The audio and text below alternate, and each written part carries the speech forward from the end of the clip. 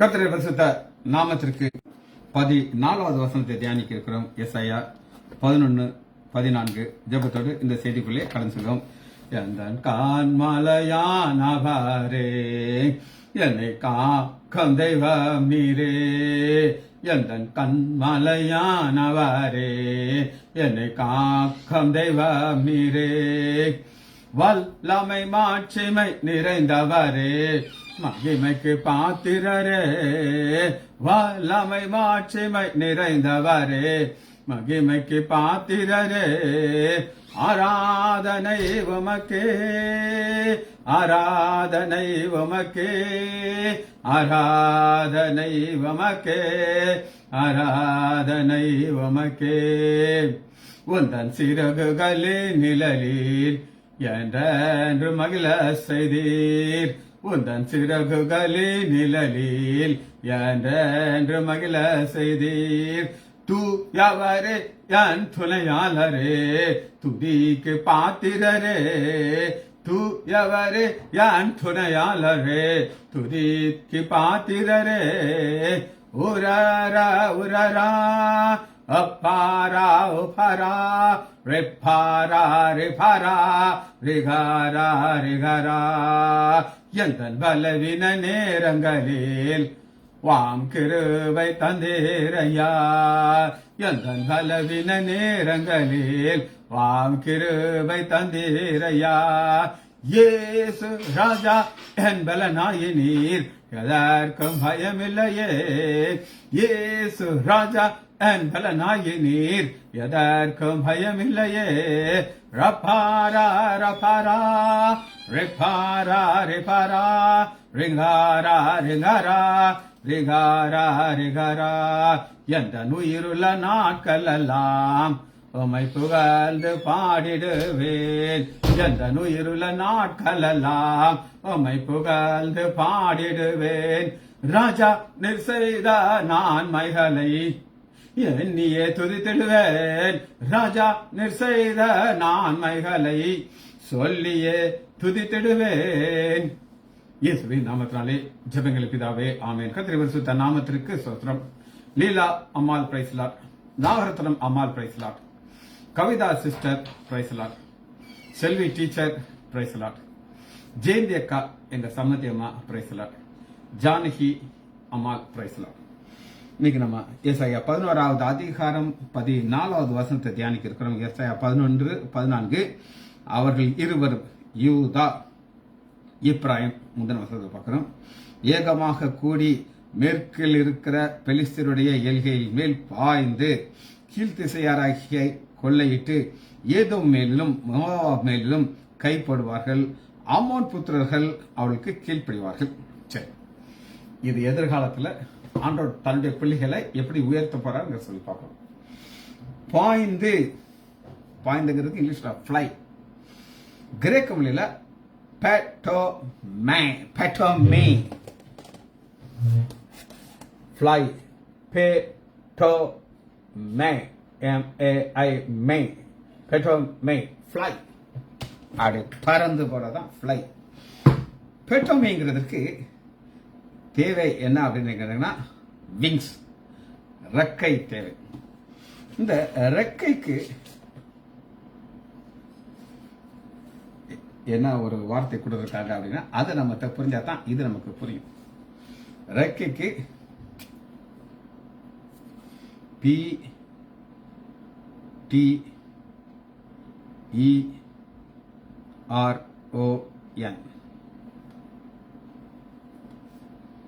ஒரு கட்டத்துக்குள்ள நான் எழுதியிருக்கிறேன். பெட்ரோன், பெட்ரோன் மேல பாருங்க. இந்த பெட்ரோமீக்கு அடுத்து பெட்ரோன், PTERON, பெட்ரோன். பெட்ரோமீ பறக்கிறதுக்கு அதுக்கு தேவை விங்ஸ், பெட்ரோன். ரைட், இந்த விங்ஸ் நம்ம பார்த்துக்கோம். ஆண்டவராக இயேசு கிறிஸ்து சொல்றாரு, கோழி தன் குஞ்சியை தனது சிறகுக்கு கீழே அழைக்கிறவனமாக எத்தனையோ அழைத்த நீங்க வர மானத்தில் சொல்லி. ஸோ பறக்கிறதுக்கு ஃப்ளை, பெட்ரோன். ரெண்டாவது ஷோல்டர். இந்த ஷோல்டரை நம்ம பார்க்கணும். இந்த ஷோல்டருக்கு ஓமோஸ், ஓ மேல ஒரு கோடு போட்டிருக்கேன். ஓமோஸ் ஷோல்டர், ஓ மேல ஓ மாஸ், ஓ நீட்டு ஓ மாஸ், ஓ மாஸ், ஓ மாஸ் ஷோல்டர். இந்த ஷோல்டர் இது எல்லாமே கிரேக்க மொழி, எபிரேய மொழி கிடையாது. மத்தேயு 23வது அதிகாரத்தில் இந்த ஷோல்டரை கொடுத்து பார்க்கலாம். 23:4 வசனம். அன்னைக்கு வாழ்ந்த பரிசேயர் சதுசேயர் உடைய வாழ்க்கை எப்படி இருந்தது அப்படின்னு கேட்டீங்கன்னா, சுமப்பதற்கு அரிய பாரமான சுமைகளை கட்டி மனுஷர் தோல் மேலே சுமத்துவார்கள். மனுஷர் தோல் மேலே தாங்களோ ஒரு விரல் நாள் மாதிரி தொட மாட்டார்கள். இதுக்கு நான் உங்களுக்கு ஒரு விளக்கம் சொல்லியிருக்கிறேன். ஒரு தேரை இழுத்துட்டு போவாங்க. அந்த தேரை இழுத்துட்டு போகும்போது உலக மக்கள்லாம் அதை படிச்சு இழுத்துட்டு போவாங்க. ஆனா அந்த ஐயர்கள் பட்டர் அது மேலே நின்றுக்கிடுவாங்க. இன்னும் ஒருத்தர் வேம அனுப்பிச்சுவான், அந்த சாமிக்கு வீசிட்டு இருப்பாங்க. இன்னொருத்தர் எல்லாம் விபூதி கொடுத்துட்டு இருப்பாரு. அவங்கெல்லாம் அந்த கீப் தம்செல்ஸ் ரொம்ப பிஸியா. ஆனா எங்க இருப்பாங்க? அந்த தேர் மேல இருப்பாங்க. அவங்க தேரை இழுக்க மாட்டாங்க. நான் பார்த்திருக்கேன். அதான் நம்ம பார்க்குற ஷோல்டர். அடுத்து ஈஸ்ட், வெஸ்ட். வெஸ்ட் மேற்கு. டிஸ் மீ, டஸ் மீ, ஒரு ஈர்த்து வாசனை. டிஸ் மீ. வெஸ்ட் மேற்கு. டி யூ யாஸ் மீ, டிஸ் மீ. நேற்று பார்த்துங்க. டிஸ் மீ. அடுத்தது சேர்த்து எழுதிக்கோங்களா. ஈஸ்ட் அனா டாலி, அனாடாலி, அனாடாலி, அனாடாலி. ரைட். அதாவது ஈஸ்ட் வெஸ்ட். இதுக்கு ஒரு வசனத்தை நம்ம பார்ப்போம். ரெண்டுமே இருக்கு, ஈஸ்ட் வெஸ்ட் அதுக்குள்ளே இருக்கு. மத்தேயு 8வது அதிகாரம் 11வது.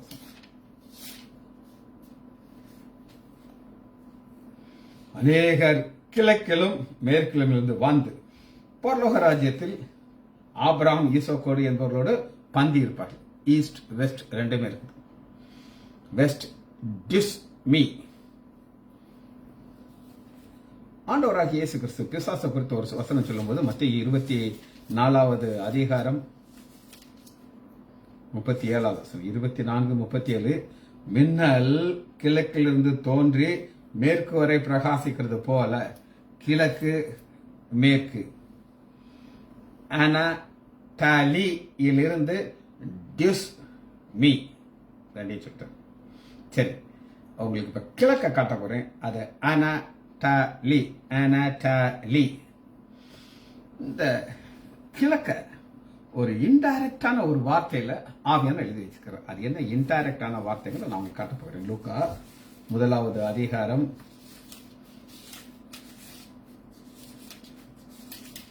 1:78.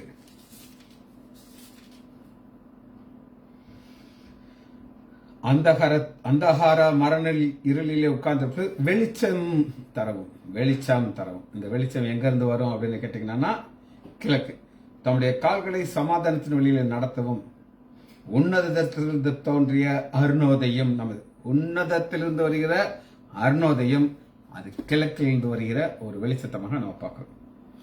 இந்த கிழக்குக்கு இன்னொரு வார்த்தையை பார்த்துட்டு அடுத்தது போகிறோம். மத்தேயு 2வது அதிகாரம் 1 வசனத்துல வாய்ஸ்மேன் எங்கே இருந்து வருகிறார்கள் அப்படின்னு கேட்டீங்கன்னா, 70 நாட்களிலே யூதாவில் உள்ள பெத்லெஹேமிலே இயேசு பிறந்த பொழுது கிழக்கில் இருந்து சாட்சிகள் அனாடாலியிலிருந்து வந்தார்கள். சரி, இது ஈஸ்ட் பத்தி. அடுத்து ஏகமாகங்கிற ஒரு வார்த்தைக்கு டுகெதர். இந்த டுகெதருக்கு ஹோமோய், ஹமோய், ஹமோ, ஹமோ, together. HOMOU, together. கிழக்கு மேற்குங்கிற டைரக்ஷன் எல்லாரும் ஒண்ணா வந்து சேர்றாங்க. டுகெதர். டுகெதர்ங்கிறது நமக்கு தெரிஞ்ச பல காரியங்கள் இருக்கு. அதனால அடுத்த வார்த்தைகள் நமக்கு போயிடும். ஓபே கீழ்ப்படுகிறார்கள். அம்மோன் புத்திரர் அவர்களுக்கு கீழ்ப்படிவார்கள். கீழ்ப்படிவார்கள் ஹியூபா கொய். ஹியூபா கொய். H U P A ஹியூபா கொய். K O E மேல ஹிப்போ கொய். இதை புரிந்து கொள்றதுக்கு இதை ரெண்டா பிரிச்சு வாசிச்சா தான் புரியும். ஹியூப்போனா அண்டர், நம்ம பார்த்துருக்கோம். அண்டவர் சீக்கிரமாக சாத்தானை உங்கள் கால்களுக்கு கீழே கொண்டு வருவார். ரட்சிக்கப்பட்ட ஒரு வாழ்க்கை. ரட்சிக்கப்படுறதுக்கு முன்னாடி எனக்கு எத்தனையோ பலவீனங்கள் இருந்துச்சு. ஆனா இப்ப அதுல இருந்து எத்தனையோ விடுதலை ஆண்டவர் கொடுத்துட்டு ஒரு சாரா கடையா வழியா போகும்போது அந்த சாராய கடையை இது என்னை இழுக்க முடியாது. அந்த பவர் அதுக்கு போயிடுச்சு. ஹிப்போ, நான் அதற்கு கீழ் கிடையாது. ஹிப்போ ஹிப்போ அண்டர். அக்கனியோ ஏகேஓ யூஓ அக்கனியோ டு ஹியர் கேட்கறது. கேட்கறதுனா என்ன அர்த்தம்னா, இவ்வளவு நாள் அவன் கேட்கறது இவங்க தான் செஞ்சுட்டு இருந்தாங்க. இப்ப கீழ்படுத்தாங்கன்னா அவங்க இந்த கோத்திரம், யூதா கோத்திரமும் எப்ராயிம் கோத்திரமும் என்ன சொல்ல அவங்க கேட்பாங்க. இதுதான் ஹிப்போ அக்கனியோ. இதற்கு ஒரு வார்த்தை, அடிமைக்கு உள்ள வார்த்தையை தான் இவர் எழுதுறார். அடிமை. ரோமர் 6வது அதிகாரம் 16வது வசனம். மரணத்திற்கு ஏதுவான பாவத்தினாலும் நீதிக்கேற்றான கீழ்ப்படிதல்னாலும் எதற்கு கீழ்ப்படுகிறதுக்கு நீங்கள் உங்களை அடிமையாக ஒப்பு கொடுக்கிறீர்கள். பாவத்தை செய்யறதுக்கு அதுக்கு அடிமையா இருந்துக்கிறதுனால சரி, கீழ்ப்படுகிறது தான் ஹிப்போ கை. இன்னொரு வார்த்தை, இந்த கீழ்ப்படுதல் ஒரு வித்தியாசமான கீழ்ப்படுதல். 2 கொரிந்தியர் 7வது அதிகாரம் 5 2 கொரிந்தியர் 7:15. மேலும் நீங்கள் எல்லாரும் கட்டளைக்கு கீழ்ப்படிந்து. ஆண்டவர் ஒரு வார்த்தை சொல்லிட்டா அதுக்கு நீங்க கீழ்ப்படியணும். அதுக்கு கீழே ஹிப்போ நீங்க மாறி காது அதுக்கு கீழ்ப்படியும். கீழ்ப்படிந்து அது இன்னும் எவ்வளவு அழகா சொல்றாரு அப்படின்னு கேட்டீங்கன்னா,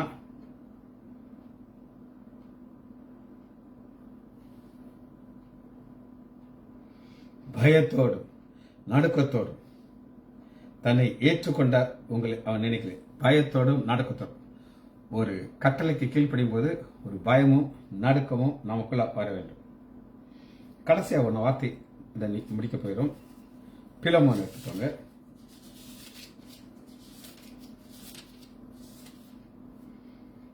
2:9-7 21வது வசனம்.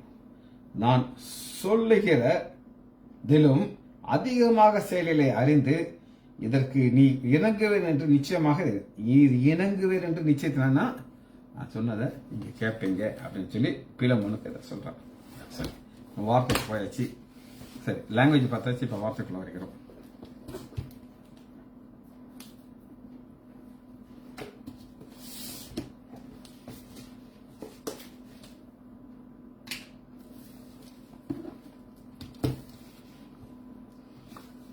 நான் ஏற்கனவே சொன்னதை திரும்ப சொல்றேன். அவர்கள் 2 கோத்திரத்தார். ஒன்று யூதா, 2வது எப்ராயிம். இப்ப முதலாக நம்ம பார்க்க போகிறோம். இவங்க கீழ்ப்படுகிறாங்கன்னா ஒரு எல்கைக்கு கீழே இருக்கிறவங்க கீழ்ப்படுகிறார்கள். அவங்க யார் அப்படின்னு நீங்க கேட்டீங்கன்னா உபாதியா நீங்க எடுத்துக்கணும். உபாதியா 19வது வசனம் 10:7-1.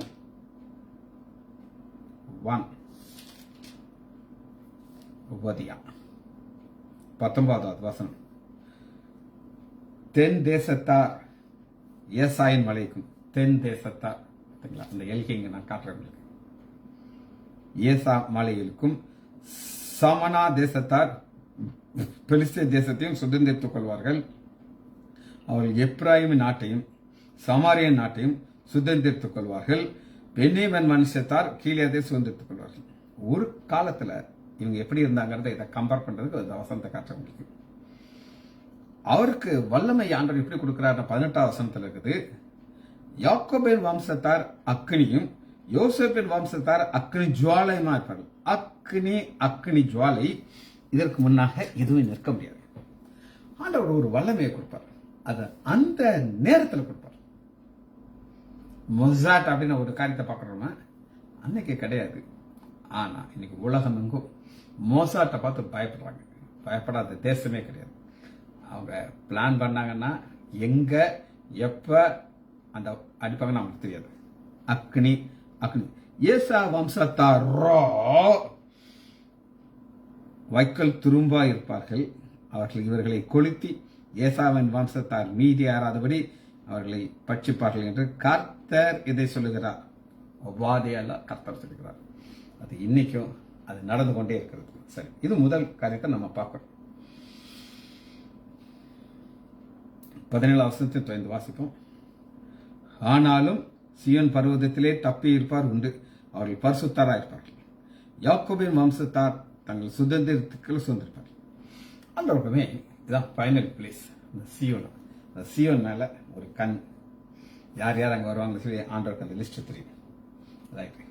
அடுத்த வருஷம் செப்பனியா எடுத்துக்கொள்ளுங்க. செப்பனியா பார்ப்போம். 1087 செப்பனியா 2வது அதிகாரம் 5வது வசனம்.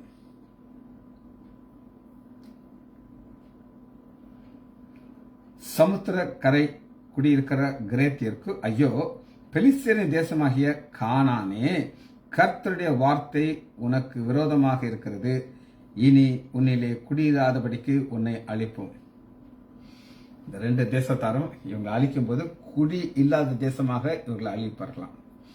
7வது வசனத்துல அந்த பாவத்தை பார்க்கலாம். அந்த தேசத்தார் யூதா வம்சத்தார் மீதியா இருக்கிறவர்களுக்கு வசமாகும். வெளிச்சத்திலே வெளிச்சம் காணும்.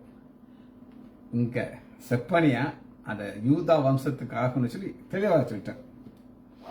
அவர்கள் அவ்விடத்திலே மந்தியை மேய்க்கும்படி மேய்ப்பார்கள். அஸ்கோனிலே வீடுகளை சாயங்காலத்திலே படுத்துக் கொள்வார்கள். அவர்களுடைய தேவனாகிய கர்த்தர் அவர்களை விசாரித்து அவருடைய சிறையிருப்பை திருப்புவார். எல்லாமே தேவன் பிக்ஸ் பண்ணிட்டாரு. 2 கோத்திரத்தாரும் அதை சுதந்திரிப்பார்கள் சொல்லி நம்ம பார்த்தோம். 3வது வசனத்தை வாசிப்போம். அதுல ஒரு ஸ்பெஷல் ஏன் இது கிடைக்கிறாருங்கிறதுக்கு காரணம் பிளஸுக்கும் காரணம் மைனஸ். இது பிளஸ் காரணம் தேசத்தில் உள்ள எல்லா சிறுமியானவர்களே கர்த்தருடைய நியாயத்தை நடப்பிக்கிறவர்களே அவர்களுடைய தேடுங்கள், நீதியை தேடுங்கள், மனத்தாழ்மையை தேடுங்கள், அப்பொழுது ஒருவேளை கர்த்தர் கோபத்தினாலே மறைக்கப்படும். அப்ப ஆண்டவர் எதிர்பார்க்கிறது மனத்தாழ்மை, நீதியை தேடினா ஆண்டவர் விடுதலை கொடுப்பார் அப்படின்னு நம்ம பார்க்கிறோம். இதுல 3வது ஒரு செக்ஷன் என்னன்றத நான் உங்களுக்கு வசனத்தை காட்டுறேன். அப்புறம் நம்ம ஆழத்துக்குள்ள போகிறோம்.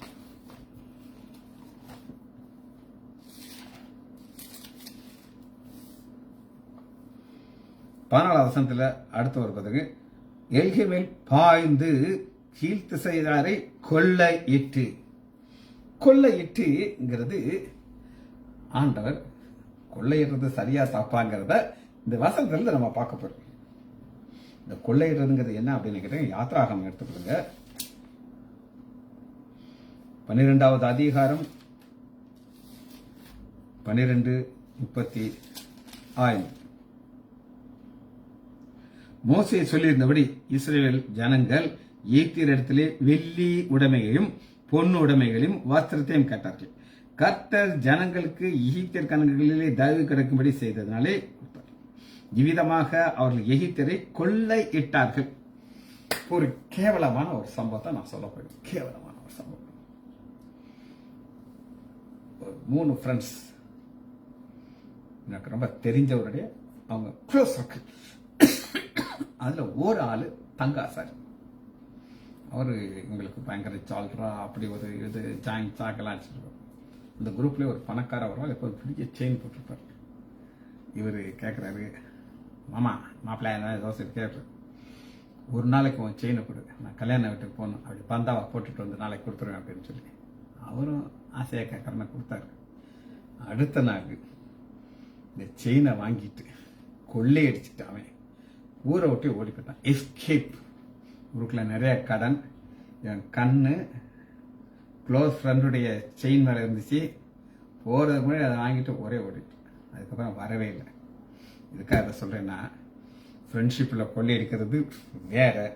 ஆனால் ஆண்டவர் இதை தீர்க்க தரிசனமாக சொல்றார். 36வது வசனம், இவ்விதமாக அவர்கள் எகிப்தரை கொள்ளையிட்டார்கள். இது ஒரு தீர்க்க தரிசனம். ஆதியாகமம்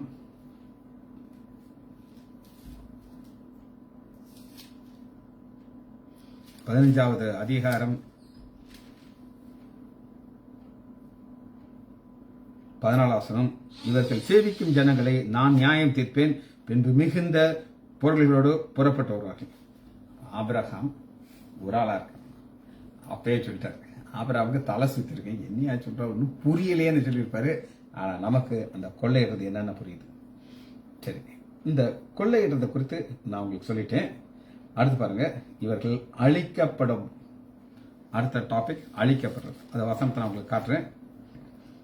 11வது அதிகாரம் 14வது வசனம், அவர்கள் இருவரும் ஏகமாக கூடி மேற்கு திசையில் இருக்கிற பெலிஸ்தீன் எல்கைக்கு பாய்ந்து கீழ் திசையை கொள்ளையிட்டு ஏதோமின் மேலும் மோவாபின் மேலும் கை போடுவார்கள். இந்த கை போடுறது என்னன்னா அழிக்கிறது, டிஸ்ட்ராய். இந்த அழிக்கிறது என்னன்றதை நான் உங்களுக்கு காட்ட இதை படிக்க போகிறேன். முதல் வசனம் ஏசாயா 25:10. ஏசாயா 25:10.